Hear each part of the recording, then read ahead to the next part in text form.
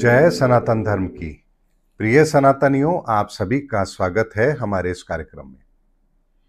सनातनियों, क्या ये दुनिया युद्ध के लिए तैयार है?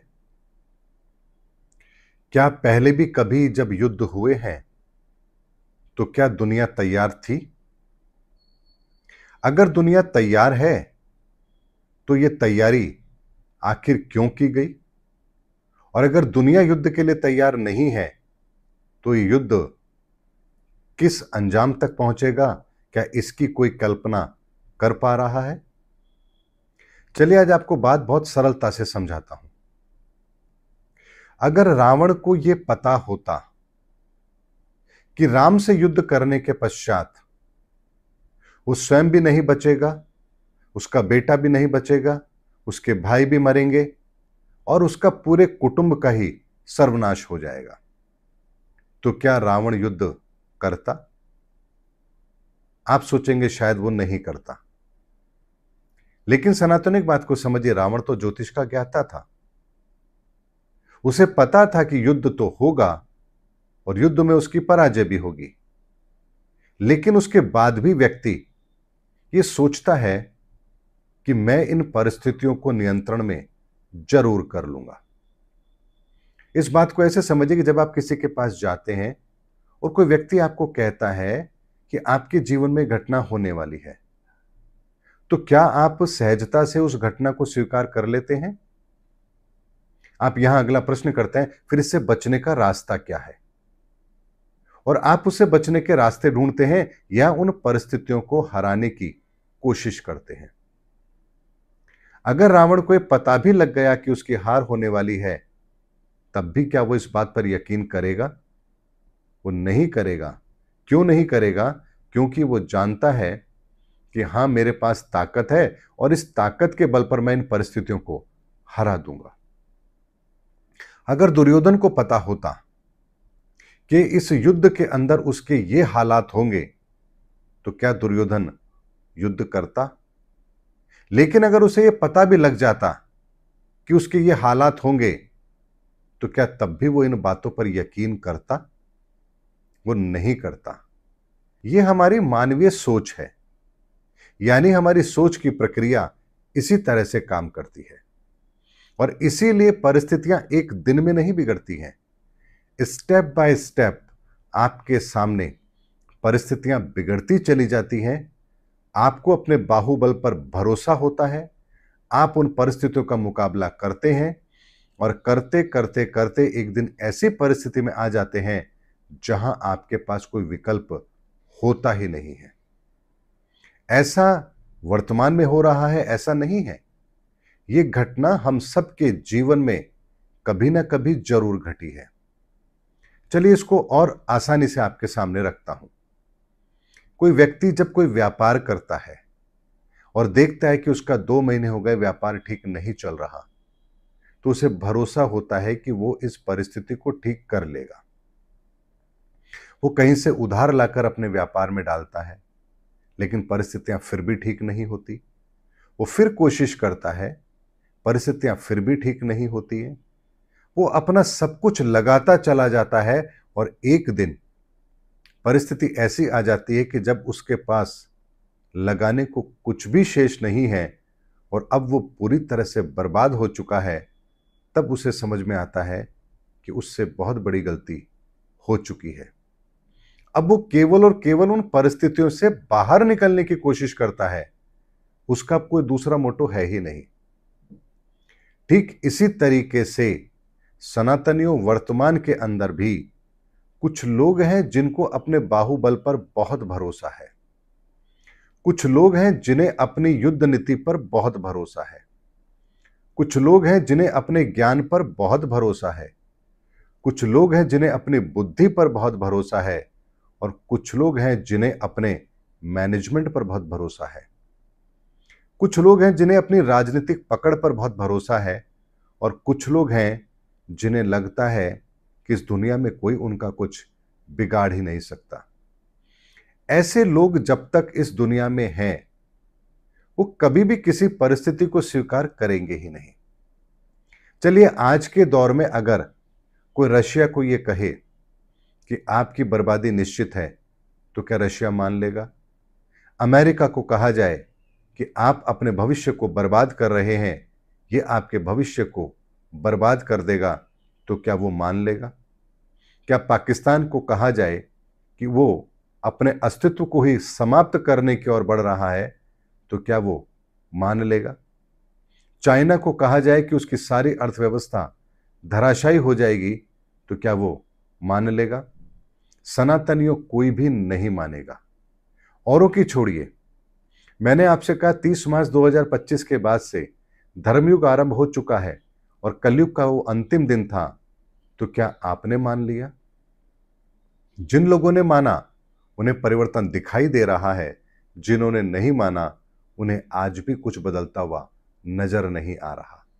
ये होता ही होता है, और ये इसलिए होता है कि मानव का स्वभाव है कि वो भौतिकवादी सोच पर भरोसा करता है, अपने संसाधनों पर भरोसा करता है, लेकिन जो संसाधन और जो सोच उसे मिल रही है उसको देने वाला उस परम शक्ति पर उसको कोई भरोसा होता ही नहीं है।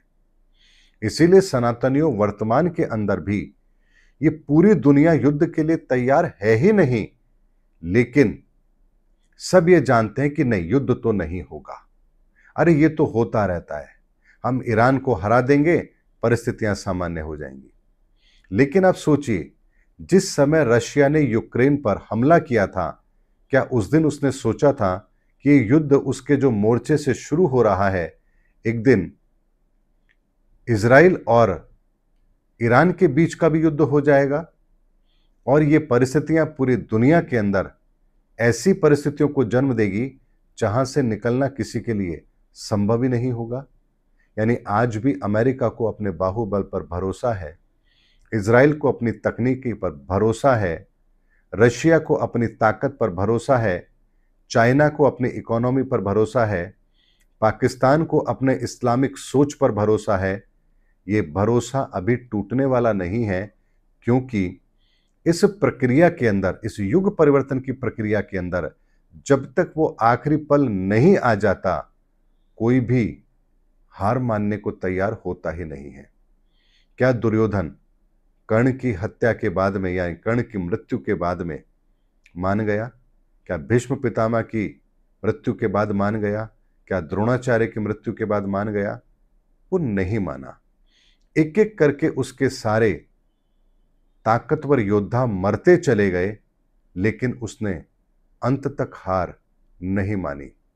यहां तक कि खुद अपनी जंगा तोड़ाकर पड़ा था, तब भी उसने हार को स्वीकार नहीं किया। धृतराष्ट्र ने सब कुछ खोने के बाद भी अपनी हार को स्वीकार नहीं किया, भीम को मारना चाहता था। सनातनियों, इस बात की गंभीरता को समझिए। हम इंसान और हम इंसानों की उत्पत्ति, हमारी विचारधारा, हमारे इस धरती पर आने का प्रयोजन, इस धरती से जाने का प्रयोजन, ऊर्जाओं के लेवल पर हमारी ताकत, भौतिक स्तर पर जो हमें शरीर मिला है इसकी मर्यादा, ये ऐसे बहुत सारे रहस्य हैं जिनके बारे में इंसान नहीं जानता है और इसीलिए वो ये नादानी कर भी बैठता है। लेकिन सनातनियों, ये विश्व युद्ध के लिए तैयार नहीं है, लेकिन युद्ध अवश्यंभावी है, क्योंकि युग परिवर्तन के अंदर इंसान को मारना युग परिवर्तन का प्रयोजन होता ही नहीं है, बल्कि एक अच्छी विचारधारा, सनातन की विचारधारा, परमेश्वर की, प्रकृति की, इन सब के संतुलन को बेहतर बनाते हुए जीवन को जीने की विचारधारा, इन्हीं विचारधारा का पुनरुत्थान, पुनर्स्थापना ही धर्म की स्थापना का उद्देश्य होता है। और इस स्थापना के अंदर जो सबसे बड़ा अवरोध होता है वो होता है इन विचारधारा को ना मानने वाले लोग। और इस विचारधारा को ना मानने वाले लोग जब बहुतायत में होते हैं, तभी इस सुधार की आवश्यकता होती है। इसीलिए इस बात को समझ लीजिए कि युग परिवर्तन में और धर्म युद्ध के अंदर कौन सुरक्षित रहता है और कौन नहीं। यानी जो इस प्रकृति के नियमों को मानता है, उसके अनुसार अपने आप को बदलने को तैयार है, वो इस धर्म युद्ध के अंदर विजयी होता है। और जो इन बातों को मानता ही नहीं है, प्रकृति को बार बार चैलेंज करता है, प्रकृति के नियमों को तोड़ता है, उसका इस परिवर्तन के अंदर संहार होना आवश्यक है। और प्रकृति के लिए जीवन और मृत्यु का खेल कोई बड़ा खेल नहीं है। जीवन देना भी उसके हाथ में है और मृत्यु भी उसके हाथ में है।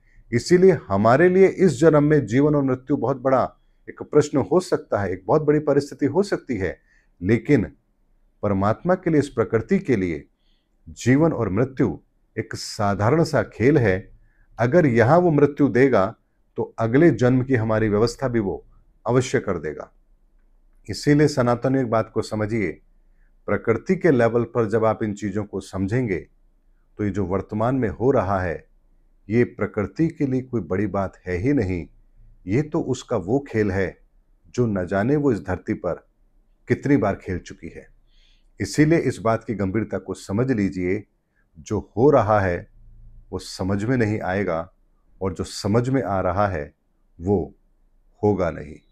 इसीलिए सनातन की विचारधारा को अपने जीवन में स्थान दीजिए। ये वो आंख है सनातन की जो आपको भूत भविष्य वर्तमान सबका ब्लूप्रिंट वैसा ही दिखाएगी जैसा वो है। इसीलिए सनातनियों, अपने रास्ते को बेहतर बनाइए, धर्म के रास्ते पर अपने आप को लेकर आइए। धर्म वो नहीं जिसे आप मान रहे हैं, ये तो धर्म की क्रियाएं हैं। धर्म वो है जो इन क्रियाओं से बहुत ऊपर है। इसीलिए जब तक आप अपनी इस विचारधारा के अंदर सनातन को स्थान नहीं देंगे, आप इन परिस्थितियों को ना तो समझ पाएंगे और ना ही इन परिस्थितियों से आप बाहर निकल पाएंगे। उम्मीद करता हूं सनातनियों, मेरा वीडियो आपको जरूर अच्छा लगा होगा। अगले वीडियो में आपसे फिर भेंट होगी, तब तक हमारे चैनल पर बने रहिए। जय हिंद, जय सनातन धर्म की, जय सनातन विश्व, जय धर्मयुग।